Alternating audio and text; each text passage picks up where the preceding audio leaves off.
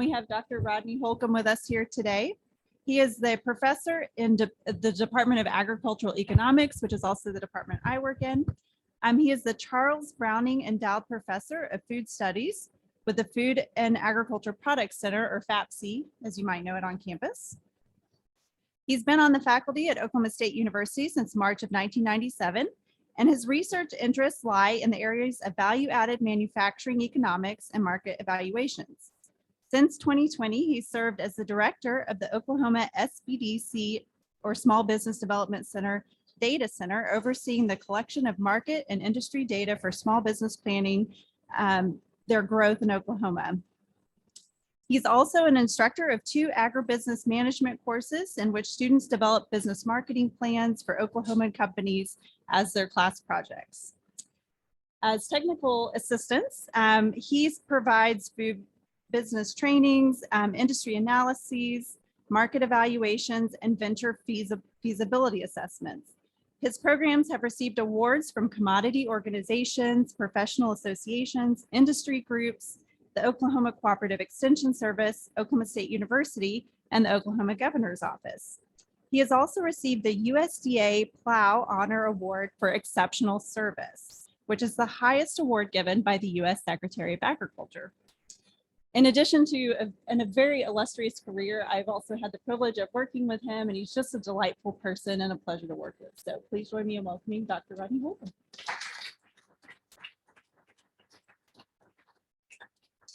I think I was supposed to give her $5 for talk about what a delightful person I am. Yep. All right, we're going to knock that out. Okay, I'm going to talk to you a little bit today about some of the things that are happening in the food industry. And I chose the picture that I have as the background because if you've done anything with the food industry in the last couple of years, it's been a nightmare between supply chain issues, between runs on everything from beef to toilet paper, to being considered essential workers. So you got to show up to work, but nobody wants to work and nobody's showing up and you're understaffed. It's been quite a challenge. So when you start talking about what is new in the food industry says, stop. I don't want anything new. Because even before COVID came along, the food industry was trying to adopt to a bunch of new food safety standards, which they're always doing. But there's a bunch of new sets of standards that have come in going back to something called the Food Safety Modernization Act, or FSMA. It was enacted in 2011, and we're still trying to get the final rules in place and everybody in compliance. It's like a lot of things that comes out of Washington. It was a 2,000-page bill that basically said a lot of high talk about how great it is, but all the details about what we want to do will be figured out later. So here we are 11 years later, still trying to figure it out. I want to talk a little bit about some of the trends that are happening, some of the things that we're seeing happen in the food industry. Some of it is the result of COVID. Some of it's the result of inflation. And some of it is just the result of Murphy's Law. And I will say, when it comes to anything, if you ask an economist, what's going to happen with this price, what's going to happen in this market, what's going to happen with this industry, we have a patented 2-word answer. It depends. Isn't that right, Sarah? Isn't that what we always say? Because there's about 1,000 factors that come into play. And if one of them goes haywire, then everything else can change. If you'd asked what was going to happen with the wheat market, I'm sure someone like Dr. Kim Anderson would have been happy to tell you, until Russia decided to invade Ukraine, and then the prices went haywire and kind of threw everything off a little bit. So I'm going to talk about kind of new things or things that are happening in the food industry from 3 perspectives. First of all, the post-COVID consumer expectations for the past year, and we've got some more data that will come out this summer. So I'm kind of working off last summer, last fall's data, and there's a few surveys that have come out, but I don't really have good information yet. But what have the consumers said? This is what we want from manufacturers now. The world has changed as we know it because we've been through a pandemic. So this is what we want. This is what we want from food manufacturers and suppliers, and this is what we want from the retailers. There's also the marketing side of things. There's always the new way to move a product. So I'll talk a little bit about some of the marketing gimmicks and campaigns that have come into play, especially in the last 2 years, because we've got a lot of people that were reintroduced to the concept of cooking. 10 years ago, we were told that we're not going to have we're not going to have kitchens anymore. We're going to build houses without kitchens because everybody will just have food delivered and you'll microwave everything. You won't cook at all. Okay. Pandemic put a little crinkle in that plan. So we've seen a lot of industry respond and they've gotten really creative on marketing and sales. And we'll talk about some of the supply chain issues that are still going on. Meat and poultry has been the big one for the last 2 years. But even more than, well, maybe not more than that, but at least as big a part of that, inflation is a big issue, which relates to shipping. Packaging materials are still an issue, and cybersecurity, which most people haven't thought too much about, but that is one of the big issues in the food industry. So how has the pandemic impacted consumers? Now, I'm going to say all this, but you'll see I've got an asterisk there.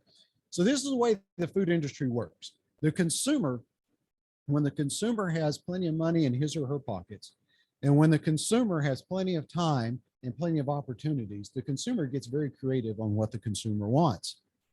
I want this certified vegan, plant-based meat alternative that was raised in non-GMO practices, and we paid living wages to everyone that worked in the facility and made great contributions to the environment and everything else. That sounds great until it costs too much. I care until it costs me too much to care. Well, with inflation rates we've seen, we're getting about to that. It's about costing too much to care. So it's one of those, this is what people have been saying that they want, but it really depends. All right. So there's still an emphasis on storable food items. There are a lot of folks that have not moved out of this notion of what's going to happen next. When's the next shoe going to drop? So we've seen a lot of storable food and things that will allow me to have a food supply. I still want to stockpile. You know, I'm sitting on 20 years worth of toilet paper. I've got at least 10 years worth of Kraft mac and cheese. And what else do I need to do? And part of this is also it's just hard to get fresh food. It is still very hard to get fresh fruits and vegetables, fresh meats, fresh seafood. So that's a challenge for us as well. There is a push for the better for you food purchasing trends. That's because we spent 2 years being couch potatoes and binge watching Netflix. So there is this big push. Got it. There is a big push as we bounce back from COVID.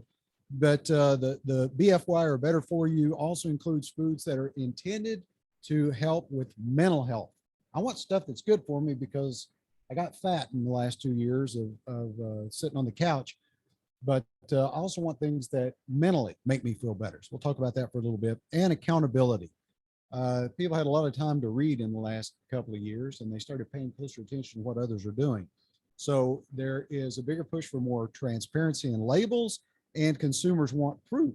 If companies say they're doing something that's great for the environment or great for the employees or great for the country or great for their community, they want proof of that. When you start looking at shopping, everybody expected to see a big bump in online shopping. And we have some of that has taken place. But the truth of the matter is we got a lot of folks that have tried online shopping, and to a degree they may use it, but it has not seen the big boom that everybody thought it would. It's the millennials that are still kind of pushing this along. For the most part, though, most other age groups have said, I still want to go to the store. There's certain things I want to get from the store. Fresh produce, fresh meats and vegetables and dairy products are a big part of that. I don't trust you to pick my produce for me and deliver it by UPS, FedEx to my house and it still be good.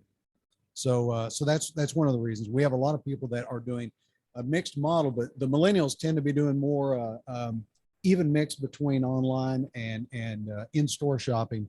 But what we typically see is that consumers shop in-store for the impulse trips and for the fresh food items. And then everything else that's a stock up item, something that's shelf stable, I'll order that online. I do that myself. There's certain things I go to the store and buy, and there's certain things that the last couple of years have taught me it is kind of easier just to order that with a click of a button and there you go. So the shopping's changed a little bit. The comfort food thing, the last couple of years, there's a huge boom in comfort food market.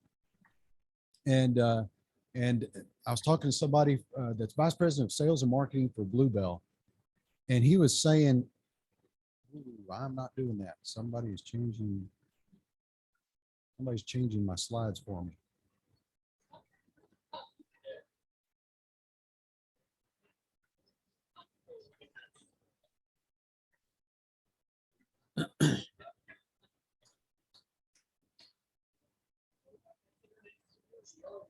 That's right. Wow. I've been cyber attacked. Doing this. Back here, we're going to share it again. Watching the mouse move across the screen, going, that's not me. Hands in the air.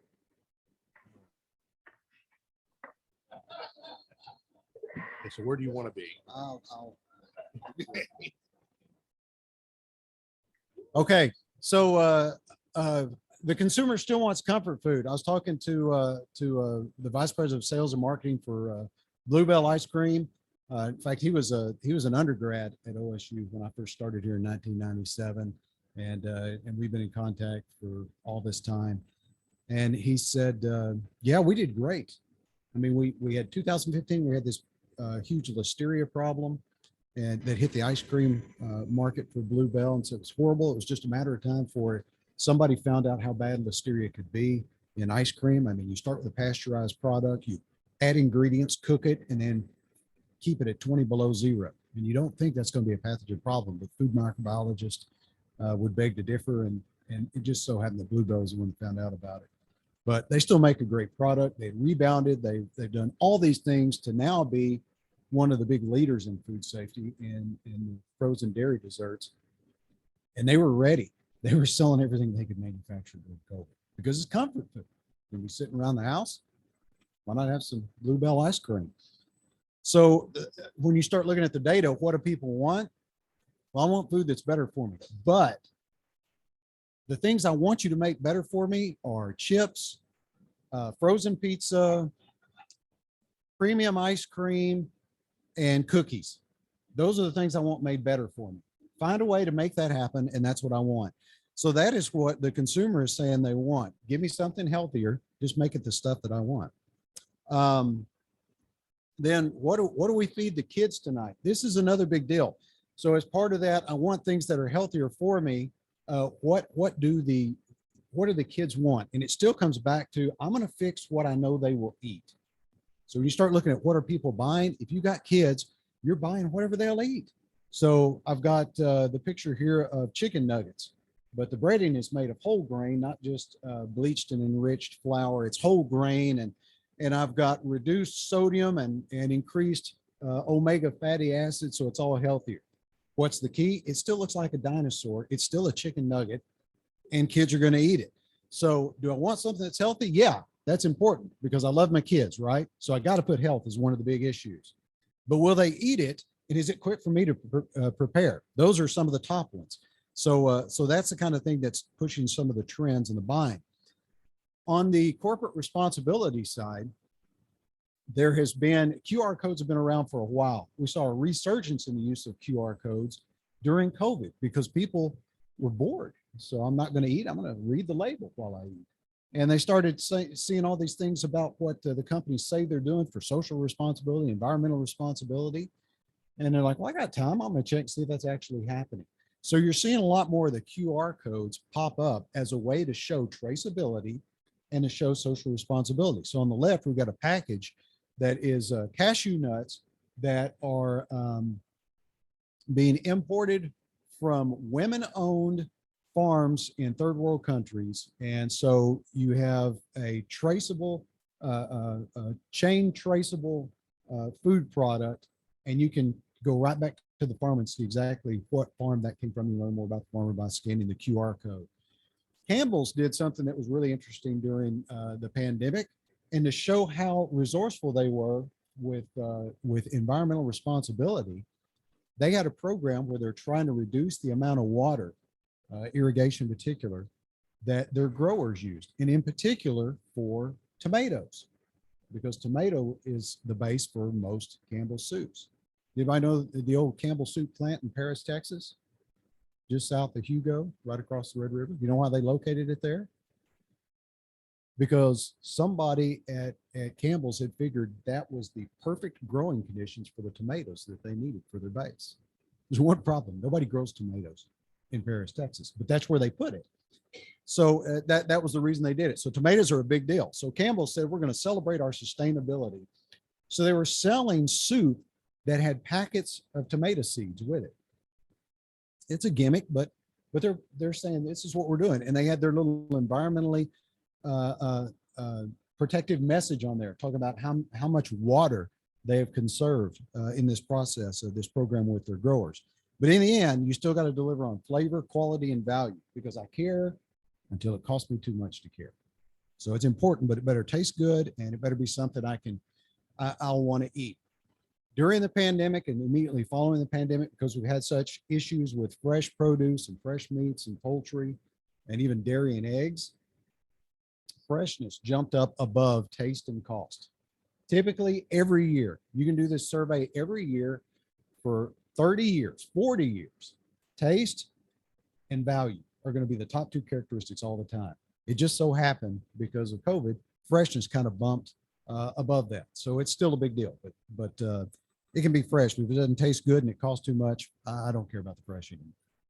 So marketing strategies. Now we've seen what consumers want from the suppliers, what they want from the retailers, but what are these companies, what are these suppliers doing to let people know that they've got a product? And we've seen some interesting things pop up. So once again, going back to the guy with Bluebell, he said, I just came from this marketing thing out on the West Coast, and they kept talking about the metaverse, because I had no idea what they were talking about. And so we started talking about this, and I said, you're escaping reality. So the last 2 years, everybody escaped reality. You did it by binge watching Netflix, Hulu, Disney Plus, whatever it may be, and online gaming. That was the big deal. That's what so many people did. Well, if I'm not watching TV, and if I'm on a video game, I'm not watching commercials. So I'm not seeing your advertisements. So how do I get around that and make sure that you're still thinking about my product? I put it in the game. So in between killing this group of flesh-eating zombies and that group of flesh-eating zombies, you can take a virtual break at a virtual restaurant or go get your virtual Starbucks. And if you're not gamers, you might not know this, but that has actually been built into a lot of video games. So you can go to virtual restaurants, you can buy virtual snacks. So we've seen that with a lot of things. We also see games coming into play. You're going to make food fun. And especially because you're at home. If you're doing more cooking at home the last 2 years instead of eating out, they were trying to find ways to make the process of cooking more fun and interesting to kind of keep you in that mindset. And then tapping into identity. Everybody's got an identity. We identify by 3 or 4 or 5 characteristics. 1 or 2 may be our key characteristics. One may be your political party. One may be your religion. One may be the part of the country where you live. But it seems like identity has played a role in a lot of things. So they tap into the consumer identity as well. The gamifying of it all. Now you're used to seeing things like what we have here with a cereal. Whether it's a movie, video game, Kellogg will make a cereal that matches it. You got a new Spider-Man movie, there'll be a new Spider-Man cereal. You got a new Batman movie, there'll be a new Batman cereal. Just like there will be a new toy that comes with the kids' meal at McDonald's. So you see a lot of that in breakfast cereals, but we move that into everything else. So even down to the point of having a Call of Duty inspired line of wines from a winery. It's all based on the game. That's what they do. And then having that presence in the virtual world that we talked about. So I want you thinking about my product, and there's only so far you can go in the metaverse. At some point, you got to come back to reality and taste something and smell something. So I want you thinking about my product while you're playing your video games. But at the end of the day, I want you to decide it's time for me to go buy that product. So that's kind of how they've worked that up. The entertainment part has been very interesting. So many people were at home and you're looking at something that's shelf stable. Pasta is very shelf stable. Takes a while for it to cook up. So Barilla, biggest pasta manufacturer in the country, said, you know what we ought to do? Let's develop song playlists. And you can listen to songs while you're cooking certain types of pasta. You click on the QR code or the barcode, and it'll take your phone to a playlist and you play this list of songs. And when these 2 or 3 songs are over, your pasta's cooked. You don't have to figure out if it's done or not. So they're trying to keep you interested in cooking, keep you entertained, but also set the mood at the same time. So it's kind of an interesting way to do it. And you see a lot of games that are tied to preparation on containers, or scan this QR code and we'll take you to this online game that you can play while the meal's preparing. You got 30 minutes at 350 degrees in the oven. Here's a 30-minute game or a short story or video that you can watch as well. Even the technological tie-ins. So this is a company out of China that had come up with a lollipop.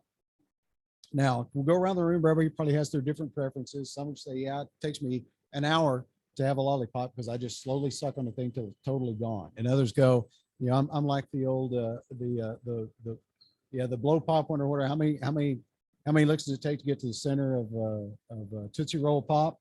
Yeah. So you crunch it. They use earbuds. They're Bluetooth tied in to bone sensing technology. So if you're crunching, it's playing one song. If you're just slowly sucking on the thing, it's playing another song in your earbuds. So, once again, somebody dared them to, and it's like, sure, I can come up with something. I can do that. So we even see this being used as brands try to reinvent themselves.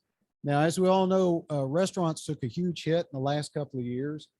Places that were theme restaurants like Chuck E. Cheese took a huge hit. So they reinvented themselves. They came out with their own frozen pizza. So you can go buy a Chuck E. Cheese frozen pizza in the store. Now, you used to go to Chuck E. Cheese, you play games.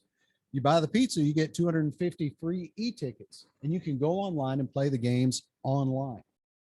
So that's one way they've tried to reintroduce themselves. Sabra was most known for hummus, and they've tried to reinvent themselves. Like, we're not just going to be all about the chickpea. We're going to look at something else. Is there something that a kid would want to eat? Well, brownie batter and graham cracker sticks. Well, forget kids. I'll take that any day of the week. Okay, so you see companies trying to reinvent themselves just for this reason. But there are those exceptional cases where they come in, they go, I'm going to try to hit every hot button that the consumer has for buying a product. And I thought this one was a good one. It's called Good News Gummy. Right down to the name. This is one of those better for you foods that wants to make you feel good about yourself, not only physically, but mentally. So they promote positivity. The Good News Gummy, right? Consumers want to feel that they make a purchase that's not only making a difference to them, but also to others as well. So I've got a blueberry flavor because blueberry is a superfood, right? High in antioxidants, supposed to keep us healthy. We live to be 537 years old if we just eat blueberries every day. So they combine that with the color combination on the package to promote tranquility. And this is determined. I've got a sister-in-law that was a sensory chemist for General Mills for 23 years. And now she's left General Mills. She's working for a private company doing projects with all sorts of companies. And she tells me all the time, what do you want the product to say? How do you want the product to make you feel? Because I'll tell you the colors, I'll tell you the shapes of the letters. I will tell you exactly if it's something that you want people to think is light, like it's not heavy calories, anything like that. You put the name of the product higher up. Otherwise, you put it lower down. And you can make the letters fluffier for things like marshmallows and all that. So you do all of that, and it has an impact on you mentally. So she tracks all that. And we talked about this product. Well, the color scheme, the flavor combination, it's high fiber, low carb, which to me says that's not a gummy. It's not a candy anymore. It's health food. It's free of all major allergens. It's non-GMO. And they even give a portion of the proceeds to the Make-A-Wish Foundation. So sign me up. I'm going to buy this, and I'm going to consider it healthy for me and good for everybody else. So that is some of the marketing gimmicks that companies go through. So beyond those things, the last thing I want to talk about is a little bit about the food supply chain issues. What's happening, what is still happening, and why is it happening? Specifically, I want to hit quickly, and I know I need to speed up, meat industry bottlenecks, packaging materials, shipping, and cyber attacks. The realities of the meat industry, we've had a lot of people jump online and go, well, all this, the big packing plants, that's the problem. That's where the bottleneck is. You just go to the small plants and everything will be great. Not true. Not true, not true, not true at all. It sounds cute and very locally minded, but it's just not true at all. That's not the issue. I like this quote from Dr. Aaron, who was making this comment on Capitol Hill last year. And we're Oklahoma. We're a big cattle state. And people always hate it when I say this, but cattle producers are not beef producers. And this guy put it pretty well. Cattle are not beef. Cattle are one of several inputs into beef production. If you ever go to a meat processing plant, you will see everything that goes into turning cattle into meat. Same reason I don't call a wheat farmer a flour miller or a baker, because they're not. It's a totally separate process. Now, wheat's part of the process, but it is not the process. So same thing with cattle. They're not beef. Nobody goes and buys an Angus steer at Walmart. They go buy beef at Walmart. And there is a lot of money that goes into turning cattle into beef. There's a lot of facilities that go into place because we're talking about sanitary conditions and all sorts of food safety regulations and refrigeration and everything under the sun. And then we got a bunch of people standing shoulder to shoulder. So if you're at the big Tyson beef packing plant outside of Amarillo, that does about 1.4 million head of cattle a year. They're doing really about 1 steer a second is what they're slaughtering. And it takes about 3,500 people to work that plant. They got huge facilities. They've got all sorts of utilities and everything else there, giant freezers and coolers, and people standing shoulder to shoulder doing all the cuts because it still takes a lot of labor. Well, that's one of the big issues. We also saw in the industry, our consumption of meat and poultry had taken about a 7-year dip. We dropped 20 pounds, went from about 220 pounds to 200 pounds per capita of consumption. So the industry responded. Everybody's eating less. No point keeping these big plants open. So we closed plants. Then all of a sudden, we do a 7-year ramp the other direction. We go up 25 pounds per capita per year. And so everybody's trying to respond to that.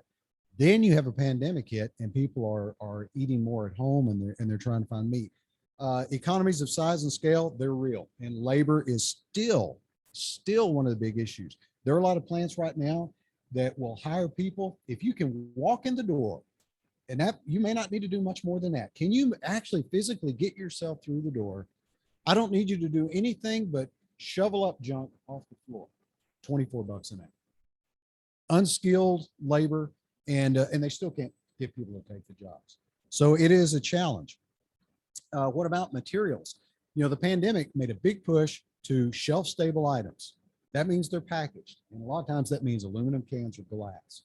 When we had all these issues at the ports, especially on the West Coast, we could not get aluminum. We could not get glass. Do you ever start noticing that 6 packs, 12 packs, 24 packs of canned drinks, you know, my Diet Dr. Pepper, it got hard to find in the cans because the aluminum was an issue because we're importing most of that. And it couldn't get in a coast. It couldn't get in a port on the West Coast. So that caused a lot of problems. And we had to respond. It took a while, but we responded. Houston, the Port of Houston is typically not a big area for steel coming in. Not aluminum, not for red iron, but between 2020 and 2021, their steel imports went up 400% because all these folks that were sitting off the West Coast said, we can't do this. We're going to sit here and wait 2 months before we can finally get into a port. Forget that. We're going down through the Panama Canal and coming up in the Gulf. So we saw a lot of change there, and we even removed some of the tariffs on metals being imported from the European Union. But it's not just the materials, it's the shipping itself. Trucking was really hit by the pandemic, and that has hit the entire food chain. A lot of people with commercial driver's licenses, CDLs, they figured out they can't make money when they're sitting at the ports because when they're sitting, they're not moving, and they get paid by the mile, not by the hour. So that's a big issue. So a lot of people said, that's it, I'm out. I can't make money driving a truck. I'm quitting, I'm getting out. Then what happens? Oil and gas prices start going up. And so they find jobs elsewhere rather than being freight trucking. And unfortunately, there's a lot of food items that cannot wait. So there are a lot of folks that said, I've got to move this fresh produce, because in the food industry, it really is a matter of sell it or smell it. And whatever the cost is, wherever I can find a CDL driver and however much fuel prices are, I've got to deal with it. I've got to move that product or I'm going to end up smelling it. So that is still a big issue today. So when we start talking about $5 diesel for trucks, and we just saw gas, we're up at, I saw 439 right over here on the way down. I was looking at some reports from JP Morgan and others, says we'll be at $6 gasoline, nationwide average by August. Okay, that's a problem. That is a huge problem for the industry, for shipping and for costs. And our last few months, we've had 8+% inflation, month over month. That is a problem in the food industry. So everything else about trends, that all goes away because it's going to start getting where it costs too much for people to want to buy Minecraft Kellogg cereal or a lollipop that feeds music into your earbuds. So all of these things are going to have a play on what happens. Now, the last thing on the cybersecurity side, most people, you may not think about, why would anybody care? Is that going to be a big issue with the food industry? Absolutely it is. Everybody else gets hit by cyber attacks. Why would the food industry not? Anybody try to make a cheesecake during the last holiday season and you couldn't find cheesecake? And Kraft, Philadelphia cream cheese, they were paying people not to buy cream cheese because they didn't have it. There was a cyber attack on the biggest cream cheese manufacturing plants in the country. And hit right at the holiday break because they knew that people would pay to make the problem go away. They don't want to spend 2 years chasing down the criminal. They just want to pay so they can get back into production. And that's the big question. What's the underlying motive? Is it for money? Is it, you're making products out of animals and that's unethical. And so we're going to attack you that way. It could be one, could be both. Most of the time though, it's like the Godfathers, not personal, strictly business. I'm on the board of directors for Oklahoma Ag Credit, and we're having a meeting with all the farm credit banks. And it was funny. We're talking about some of the financial institutions that have been hit by cybersecurity attacks. And these cyber terrorists that will attack the financial institutions, they're business people, excuse me. They're business people. They come back with follow-up emails.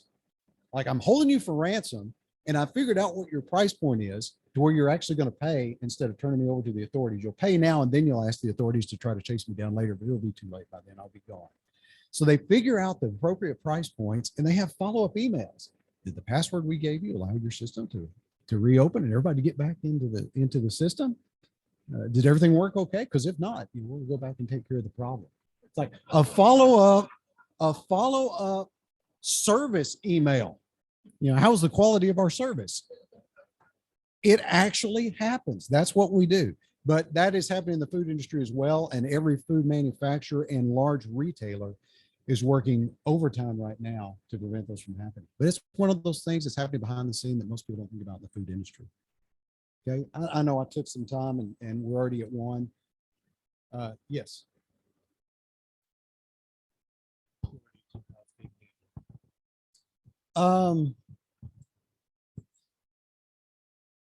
There are a lot of things that you could point to as to why we're having issues with baby formula.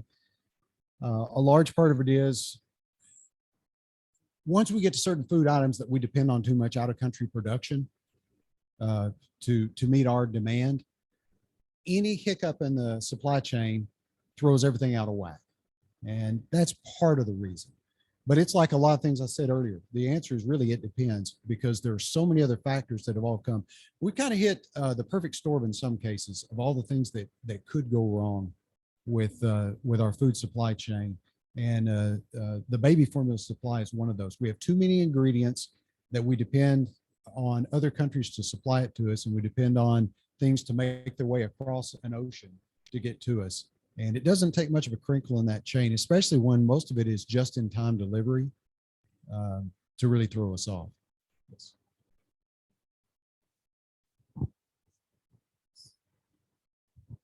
We've seen the U.S. Attempt to increase their own production of semiconductors. Do you see the same shift to domestic production of certain items like semiconductors in the food industry?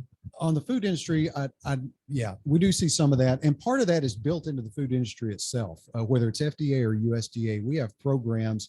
Most of the farm programs we have are designed so that we have more than enough production, so that we're not too dependent on other countries. So we will have things like programs that support the price of certain commodities or support the production of certain commodities. There's a reason that the federal government owns tons and tons of cheese that are sitting in caves and cold storage warehouses in near Kansas City. It's because we didn't want to get too far behind with dairy, and so we stockpiled things just to make sure that we'd never run short of some things. We never find the right balance. It's kind of like the guy from Rabobank said about the beef industry and cattle. Cattle's one input in the beef industry, and they're always trying to search to find that sweet spot magic mix, and we never do it right. There's too many other factors that come into play. So it's always hard to, you're always forecasting. It's like financial forecasters. You only got to be right 51% of the time. And if they're lucky, they are. I may be channeling the late Senator Paul Maggie, but is concentration an issue? No. Okay. Now, really, it's not, if you go back and look historically, concentration in the meat industry topped out in the late 80s, early 90s. So we haven't seen a change in that. Now you might look at market power like HHI, Hirschman-Herfindahl index, to see how much market power is being exerted. But we haven't had change in the concentration, the four firm concentration ratio in the beef and poultry industry for 25, 30 years. And we've seen big price changes in meat and poultry during that time. There's a lot more factors that come into it and how many players are out there. And there is a trade-off. There are some big ones, and yes, they can exert power, and there's always somebody watching for them. But you'd be lying to yourself if you said there aren't realities of economies of size and scale. There is no small plant in Oklahoma that operates as efficiently as a big plant. And truthfully, a lot of small plants just aren't as sanitary or as good as a big plant. I've been in some of these big plants where I thought, you know what, I would eat off the floor. And I've been in some small plants where I thought, I hope I live long enough to make it out the door. And so there are a lot of factors that go into it, and it's not the one issue, put the blinders on type of argument that sometimes it's too easy to make. There are so many variables that come into play. It's hard to say, Y is a function of X. Well, X itself is a function of A through W. And it's really hard to say it's this one thing that's causing the problem, but there's a lot of factors come into play. Yes. Pricing in the food industry is I was a part of the group that opened the Seaboard plant. And they all thought that the greatest thing in the world was Hispanic workers. Now they got 36 different languages spoken in the high school. So they're having to get workers all over everywhere. Yeah. Yeah. So if you go to the Seaboard plant, or like I said, you go to the big Tyson plant out of Amarillo, and I just mentioned those because you just get on I-40 and you can hit that Tyson plant. When you go into those, they've got like all the rules and regs are listed in print in 4 or 5 common languages. And then they have these dry erase boards over here. So if you don't see your language written, but you understand what this says, then you translate it for everybody else that's from your country of origin and speaks this language. So they always have to add because other things come in. And we've depended on that a lot. We depend on it for the meat industry, and it is true. But fact of the matter is, we depended a lot on immigrant labor in the grain industry out here on farms in Western Oklahoma. We definitely depend on it in fruits and vegetables everywhere from Florida to the Rio Grande Valley to California. So it's not just meat and poultry. We see it across all aspects of food production, and we've promoted it. We've depended on it, for better or for worse.